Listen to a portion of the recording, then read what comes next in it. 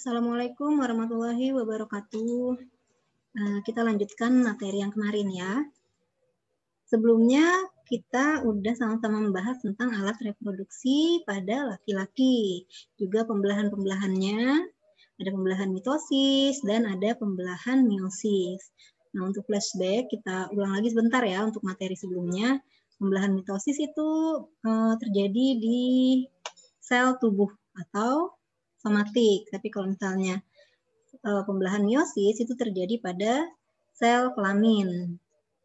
Nah, kalau untuk alat reproduksi laki-laki, kemarin juga kita bahas, pada alat reproduksi laki-laki ada banyak organ-organnya dan juga fungsinya masing-masing.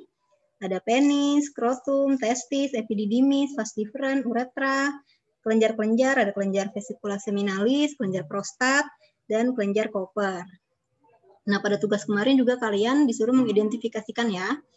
Untuk hari ini kita membahas tentang alat reproduksi pada wanita. Karena kemarin sudah laki-laki, sekarang pada wanita atau perempuan ya.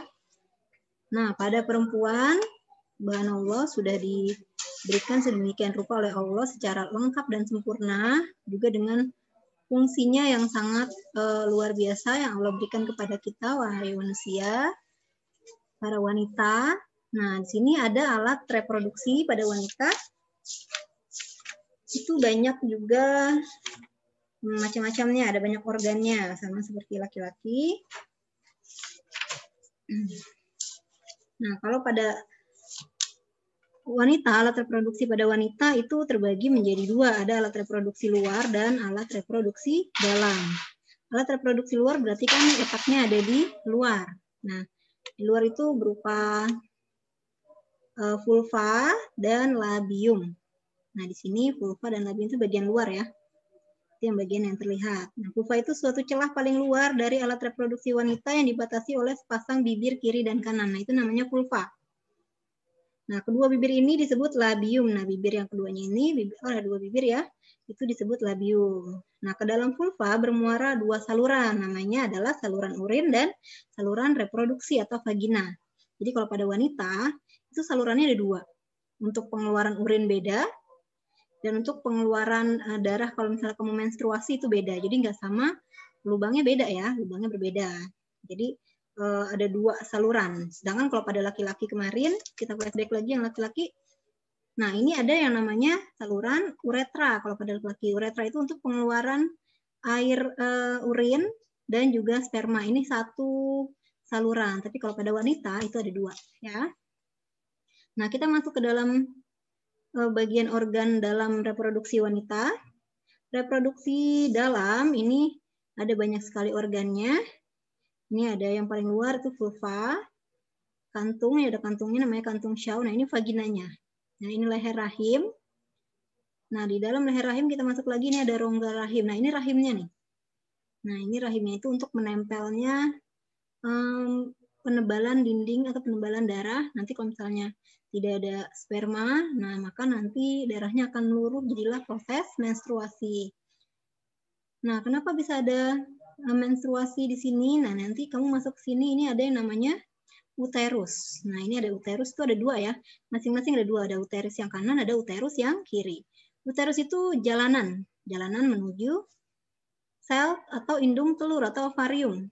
Nah, ini ovariumnya ada dua ya. Jadi ada sepasang ovarium.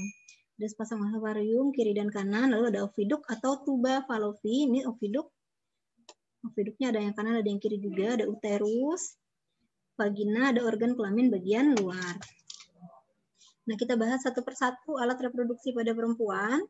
Ada ovarium atau indung telur. Yang ini. Namanya indung telur berarti dia menghasilkan sel telur atau nama lainnya ovum. Jadi ovum sel telurnya, sedangkan ovarium tempat pembuatan ovum atau sel telur. Dan juga untuk menyekresikan hormon estrogen dan progesteron. Nah, jadi ini untuk menghasilkan hormon juga. Ya, selain menghasilkan sel telur, juga untuk menghasilkan hormon. Hormon pada wanita itu ada dua, estrogen dan progesteron. Nah, di sini ada oviduk atau tuba fallopi. Di sini, atau saluran telur ya. Ini salurannya, jalanan menuju rongga rahim maupun jalanan menuju ovarium. Itu namanya oviduk atau tuba falopi. Nah, ini ada 2 saluran juga ya. Fungsinya untuk menyalurkan sel telur ke uterus atau rahim. Ini dengan gerakan peristaltik. Gerakan peristaltik berarti gerakan mendorong ya. Ini ada juga kan gerakan peristaltik itu kalau dalam sistem pencernaan itu ada di kerongkongan ya, ada di kerongkongan untuk membantu masuknya makanan ke lambung. Itu namanya gerakan peristaltik, berarti gerakan mendorong. Dan dibantu oleh gerakan silia pada dindingnya. Jadi di sini ada rambut-rambut halus namanya silia agar dia bisa keluar atau masuk ya. Jadi ini sel telurnya nih atau ovum, nanti kalau sudah matang nanti dia akan keluar lewat oviduk atau tuba falopi, melewati silia, lalu nanti dia akan menempel di rongga rahim. Selanjutnya ada uterus atau rahim di sini. Tempat berkembangnya embrio. Nanti kalau misalnya nanti bertemu, nanti kalau sudah menikah lalu bertemu sel telur dengan sperma, saat dia bertemu nanti akan terbentuk embrio atau calon janin. Calon janin itu nanti menempel di sini, di rongga rahim atau uterus. Selama kehamilan, ini volume uterus mampu mengembang hingga 500 kali lipat. Karena kan di sini kan untuk tempat berkembangnya janin sampai dia menjadi bayi yang berusia 9 bulan baru bisa dilahirkan. Nah, itu di sini ya. Yang sekecil ini bisa menampung bayi karena dia ini mampu mengembang, dia bisa mengembang hingga 500 kali lipat. Lalu di sini ada vagina. Nah, ini vagina di sini ya. Vagina itu tempat penis pada saat kopulasi. Berarti bertemunya 2 alat kelamin dan sebagai jalan keluar bayi pada proses kelahiran lewat sini juga. Ya, tapi dengan catatan ini harus sudah menikah ya, tidak boleh dilakukan di luar nikah karena selain dalam agama tidak boleh, dalam biologi, dalam IPA dan dalam kedokteran juga tidak diperbolehkan karena banyak sekali penyakit yang bisa menyerang di sistem reproduksi pada wanita maupun laki-laki. Nah, ada organ kelamin yang bagian luar yang tadi gue bilang.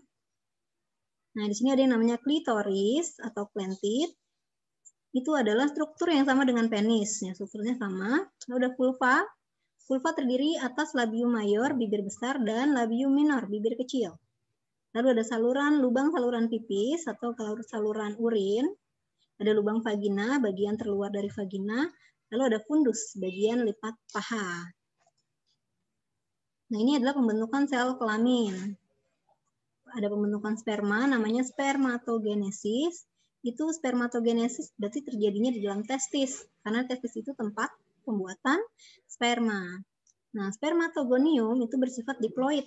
Nah, sama seperti mitosis ya, pembelahan mitosis itu dia diploid, berarti dia anaknya nanti 2 ya, masing-masing materi genetiknya kepalanya 2 dan selalu membelah diri secara mitosis sehingga berjumlah banyak ya. Sebagian spermatogenium ini membesar menjadi spermatosit primer. Nah, spermatosit primer ini terus membelah diri secara meiosis membentuk spermatosit sekunder. Jadi dia membelah dirinya dalam proses meiosis, makanya pembelahan sel kelamin ini pakai meiosis karena dia harus selalu membelah diri.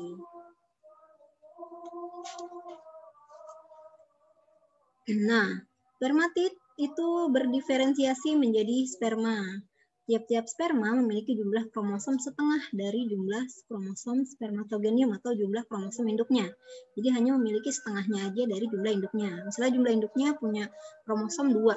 Nah, berarti tiap-tiap sperma yang sudah membelah diri itu hanya punya satu ya. Nah, ini kalau untuk membentukkan ovum. Ovum berarti pada wanita itu namanya oogenesis. Terjadi di ovarium. Kenapa oo? Karena kan di ovarium.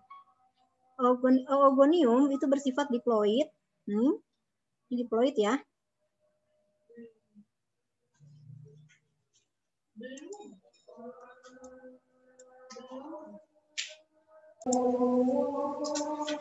Nah, oogonium itu akan membelah diri secara mitosis. Kalau mitosis berarti dia jumlah kromosomnya sama seperti induknya. Nah, ini ya. Lalu oogonium berkembang menjadi oosit. primer. Nah, dia jadi oosit primer nih, seperti ini. Oosit primer dia membelah diri lagi secara meiosis menjadi oosit sekunder dan badan kutub pertama, yang ini ya. Dia membelah jadi ini, membelah lagi oosit sekunder. Nah, ini jadi badan kutub pertamanya. Nah, lalu oosit sekunder menjadi kuning telur dan sitoplasma. Lalu badan kutub pertama yang merupakan inti sel itu akan membelah diri lagi menjadi 2. Nah, ini dia akan membelah diri lagi menjadi 2 ya. Nah, oosit sekunder membelah diri secara meiosis menjadi otit dan badan kutub kedua. Lalu ootit berkembang menjadi ovum yang haploid. Nah, ini ovumnya sudah haploid. Nah, berarti dia hanya jumlahnya setengah dari induknya. Induknya kan ada 4. Berarti dia hanya setengahnya. Jadi kromosomnya itu hanya 2 ovumnya. Lalu setiap oosit primer akan menghasilkan 1 ovum. Ya, jadi hanya menghasilkan 1. Lalu ada proses ovulasi. Kalau pada wanita, ovulasi itu adalah proses keluarnya ovum dari ovarium. Nah, jadi kalau misalnya ovum itu kan tadi sel telur. Nah, di sini sel telur itu akan berkembang. Kalau dia sudah matang, nanti dia akan keluar lewat oviduk atau tuba Fallopi, nanti akan menempel di rongga rahim. Ovum akan bergerak ke rahim bersamaan dengan proses ini. Nanti dinding rahim menjadi tebal, seperti spons, penuh dengan pembuluh darah dan siap menerima zigot. Nah, tapi kalau misalnya nggak ada zigot, nggak ada pertemuan sel telur dan sperma, nanti dinding rahim yang tebal itu dia akan meluruh atau dia akan hancur. Hancurnya menjadi darah menstruasi. Itulah yang terjadi pada wanita setiap bulannya, yaitu proses menstruasi atau haid.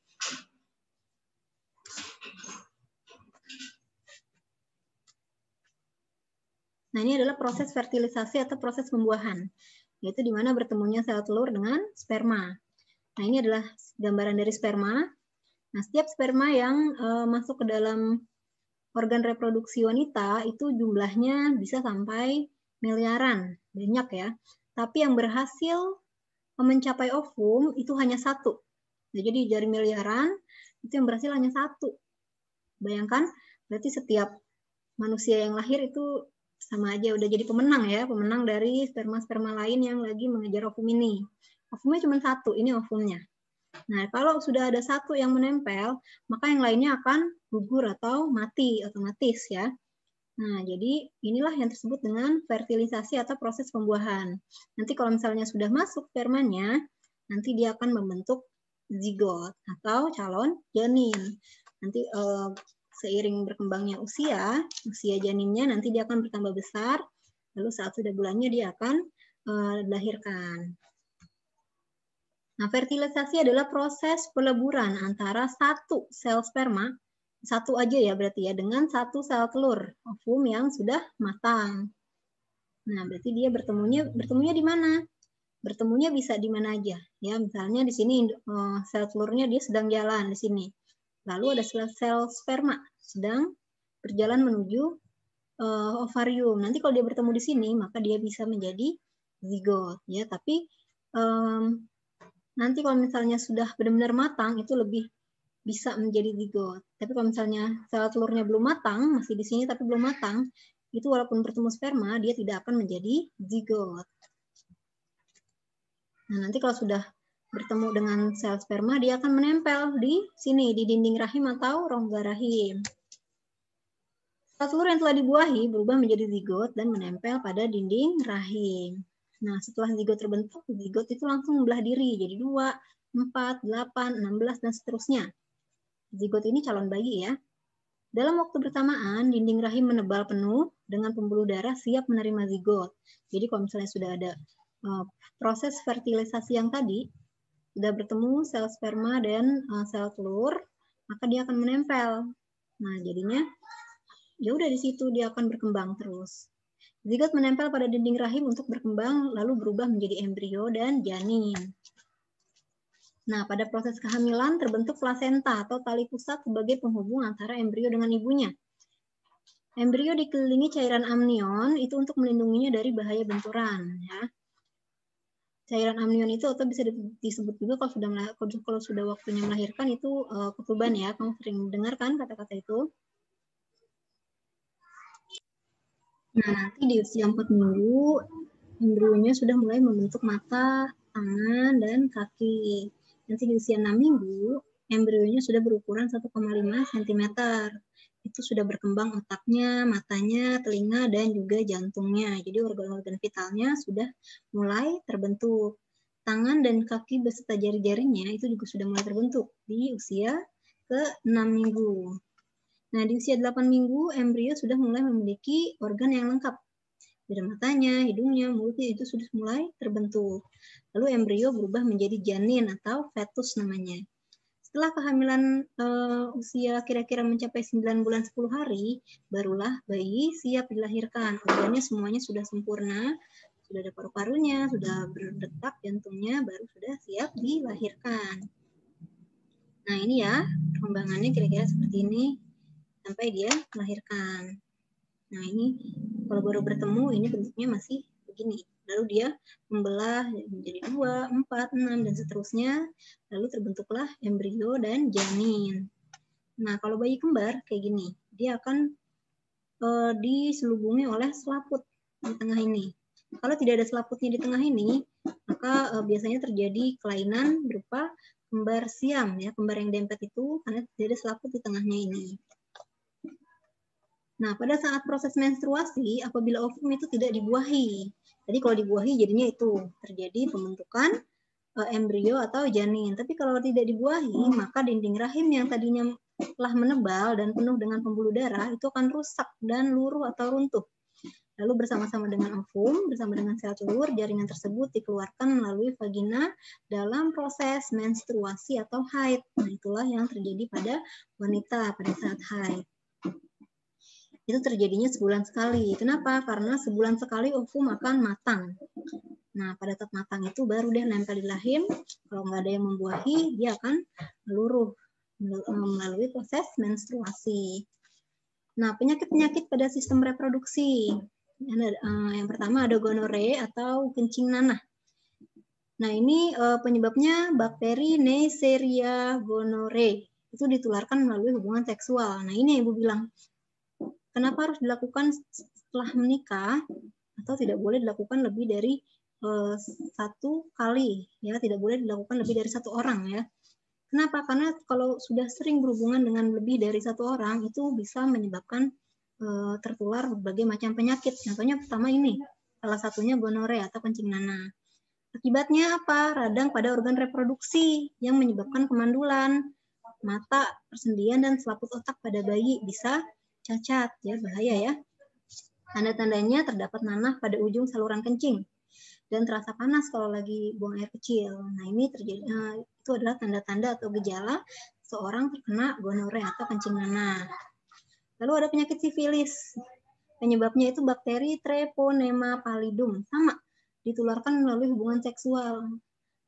Penyebabnya sama juga, sering bergonta-ganti pasangan. Nah, ini bisa menyebabkan penyakit sifilis. Ini biasanya menyerang pada kebanyakan menyerang pada organ reproduksi laki-laki. Akibatnya ada kerusakan organ reproduksi. Pada stadium lanjut, sifilis menyerang hati, susunan syaraf otak dan otak, dan syaraf dan otak.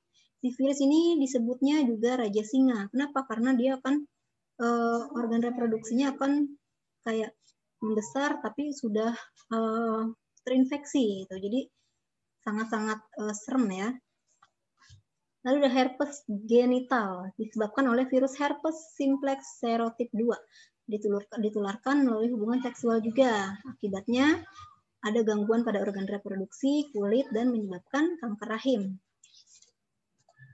Lalu ada keputihan atau flor albus, penyebabnya parasit seperti jamur Candida albicans, ya. Ini jamur-jamur yang ada di vagina biasanya. Protozoa Trichomonas vaginalis, bakteri dan juga virus. Nah, Candida albicans menyukai lingkungan yang mengandung gula dan hangat. Nah, ini sering ditemukan pada wanita hamil dan penderita diabetes mellitus. Karena kalau pada wanita hamil dan penderita diabetes itu kan vaginanya itu banyak mengandung gula, ya, dan lebih hangat, ya, akibatnya gangguan pada organ reproduksi wanita. Makanya kita harus sering-sering menjaga kebersihan organ intim pada wanita terutama. Sering diganti, celana dalamnya, atau kalau misalnya kamu memakai celana dalam itu bagian dalamnya sudah harus disetrika dulu biar semua kuman-kuman bakteri itu mati ya. Setelah dicuci, walaupun udah dicuci itu harus disetrika juga. Hanya bagian dalam yang tempat nisfinya itu harus disetrika ya. Lalu harus segera setiap habis buang air kecil, setiap habis buang air besar itu harus benar-benar dibersihkan secara sangat-sangat bersih untuk menghindari parasit-parasit jamur, juga bakteri dan virus pada vagina. Nah, ini penyakit juga ada pada sistem reproduksi, yaitu penyakit AIDS. AIDS ini penyakit ya.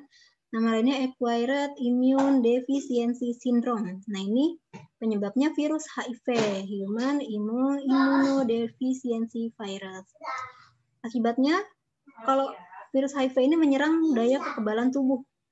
Maka kalau misalnya orang terkena penyakit AIDS yang disebabkan oleh virus HIV, maka hilanglah sistem imun tubuhnya terhadap penyakit lain karena virus ini menyerang sel-sel darah putih.